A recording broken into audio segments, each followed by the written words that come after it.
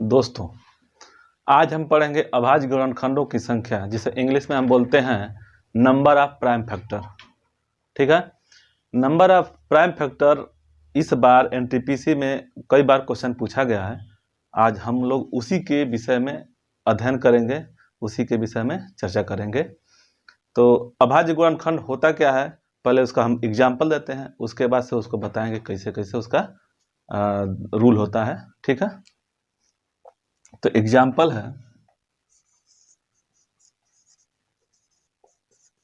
Example 4 का power 9 into 9 का power 11 into 7 का पावर 7। इनका अभाज्य गुणनखंड, अभाज्य गुणनखंडों की कुल संख्या कितनी होगी? कुल संख्या कितनी होगी?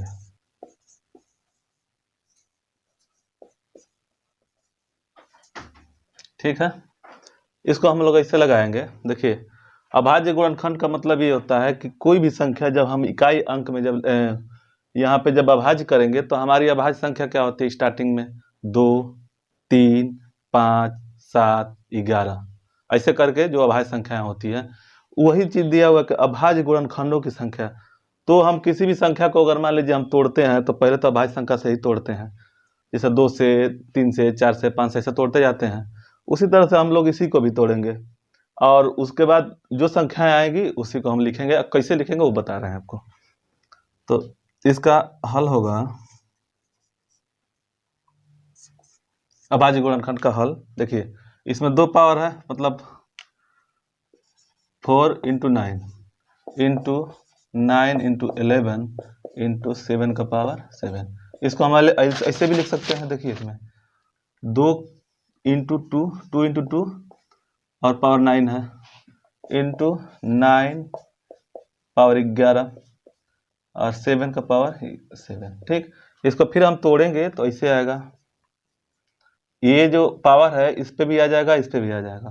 तो 2 का पावर 9 इंटू 2 का पावर 9 इंटू हम लोग इसको भी, तो इसमें 3 गुणे 3 होगा ना, 3 का पावर 3, 11 इंटू 7 का पावर 7। तो इसको हम डायरेक्ट ये भी लिख सकते हैं, जैसे 2 का पावर 9 इंटू 2 का पावर 9 इंटू ये 11 इस पे भी आ जाएगा, 3 का पावर 11 इंटू 3 का पावर 11 इंटू 7 का पावर 7।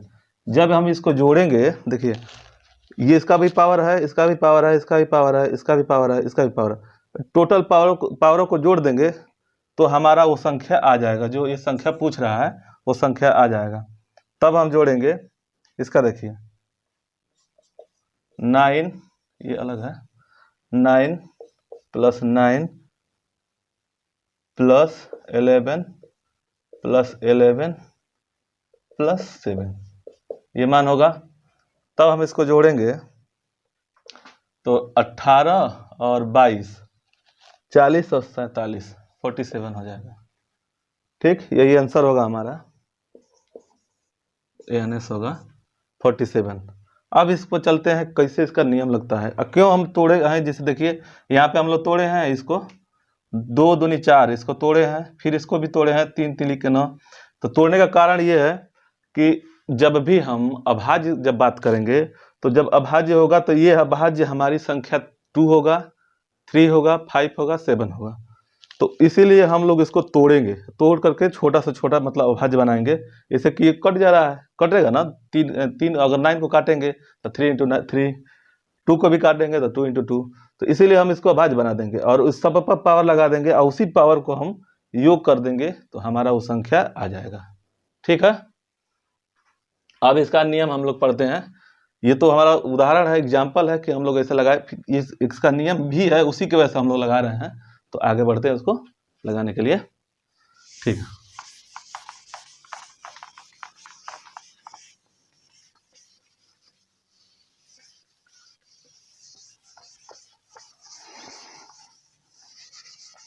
देखिए आज हम लोग पढ़ रहे हैं अभाज्य गुणनखंड। अभाज्य गुणनखंड।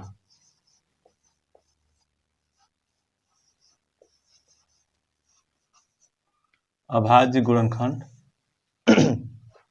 इसको हम इंग्लिश में नंबर ऑफ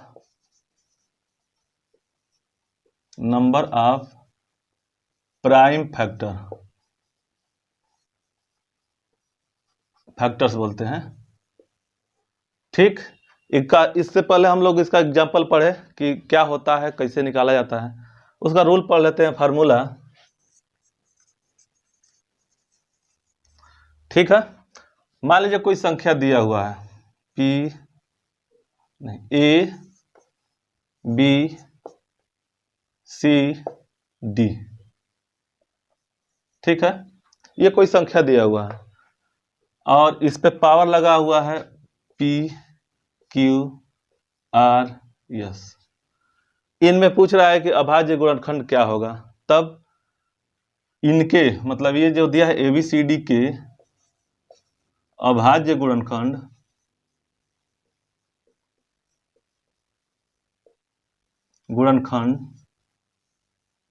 ठीक है, अभाज्य गुणनखंड की संख्या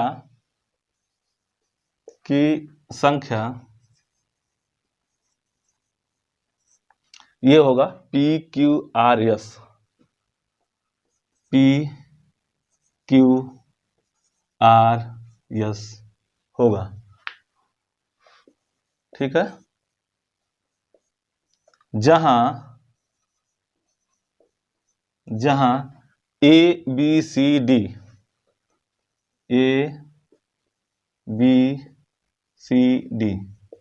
ठीक, देखिए ABCD, जहां ABCD अभाज्य संख्या होंगी,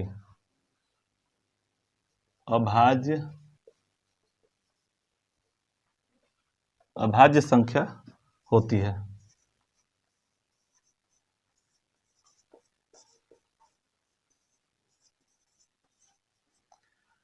ठीक है, इसका एक और सूत्र लगाते हैं उदाहरण दे करके। कहने का मतलब कि ABCD उस पर पावर PQRS है, तो इसका अभाज्य गुणनखंड की संख्या PQRS मतलब ये PQRS होगा, जहां ABCD अभाज्य संख्या होती हैं। तो अभाज्य संख्या कौन सी है हमारी अभाज्य संख्या 2 3 5 7 ऐसे करके रहता है 11, ये हमारी अभाज्य संख्या है। और इसी पे पावर जो भी लगाएंगे, जो भी पावर लगेगा, जैसे हमारे जो PQRS जो भी पावर हम लगाएंगे, इसी पावर को हम जोड़ते जाएंगे तो हमारी अभाज्य गुणनखंड जो संख्या है वो निकलता जाएगा। ठीक, अब दूसरा क्वेश्चन लगाते हैं और उस पर समझते हैं कैसे होता है। इसको लिख लीजिएगा।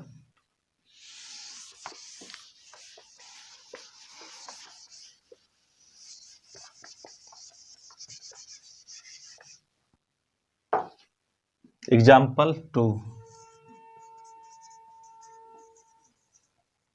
2 है, पहले तो इससे पहले बताए हैं। दूसरा देखिए 30 का पावर, ठीक है, 30 का पावर 11 इंटू 22 का पावर 5 इंटू 34 का पावर 11। इसका हम अभाज्य गुणनखंड निकालेंगे। अभाज्य गुणनखंड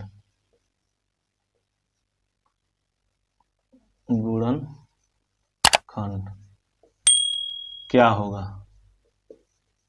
चाहे कितना होगा, क्या होगा। ऑप्शन है ए, मान के चलिए ए का 50, बी हो गया 51, सी हो गया 52 और डी हो गया 65। अब हम लोग लगाते हैं इसको, देखिए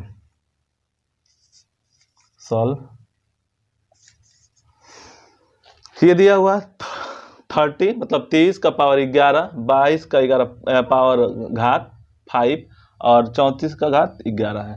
ठीक, तब हम इसको लगाएंगे इसे 30 का पावर 11, 22 का पावर 5 और 34 का पावर 11। देखिए इसमें क्या क्या छिपा हुआ है, देखिए इसमें भी कुछ छिपा होगा, इसमें भी छिपा होगा, इसमें भी छिपा होगा।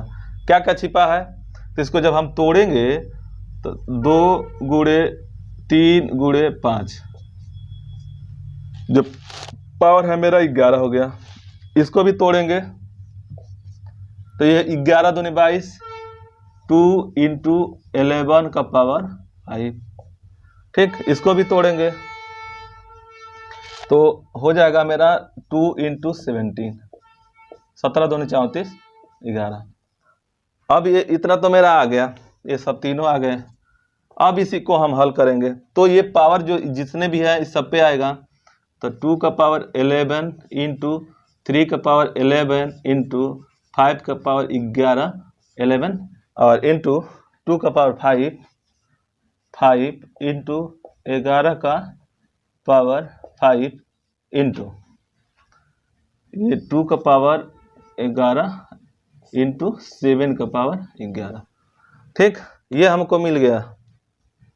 ये जो पावर मिल रहा है, देखिए ये वाला से टोटल पावर मिल रहा है, इसी को हम योग कर देंगे तो हमारा अभाज्य गुणनखंड का आंसर आ जाएगा। तब इसको जोड़ते हैं, देखिए ये वाला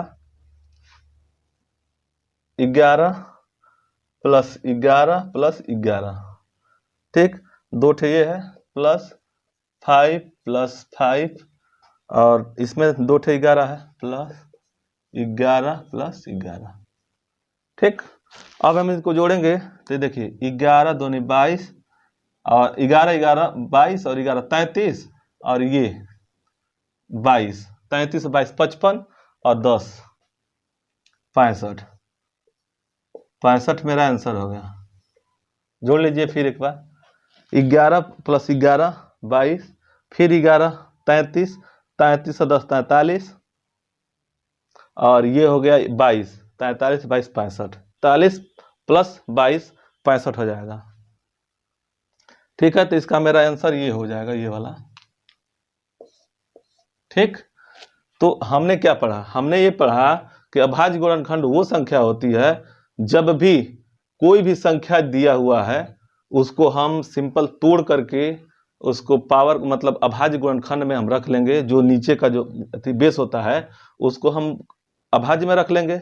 अभाज्य में रखने के बाद उनका जो पावर है उस सब पे पावर रख देंगे और सब पे अभाज्य पे पावर रख देंगे और वही पावर जो होगा वो हम योग कर देंगे तो हमारी अभाज्य संख्या आ जाएंगी, गुणनखंड संख्या आ जाएगी। प्राइमर नंबर जो नंबर ऑफ प्राइम फैक्टर है वो आ जाएगा पहला वाला। ठीक, तो हम लोग यही पढ़े दो, अब मतलब जितना कम से कम मतलब हमारा ही उद्देश्य है कि आप लोगों को अच्छे से पढ़ाया जाए जिससे कि समझ में आए।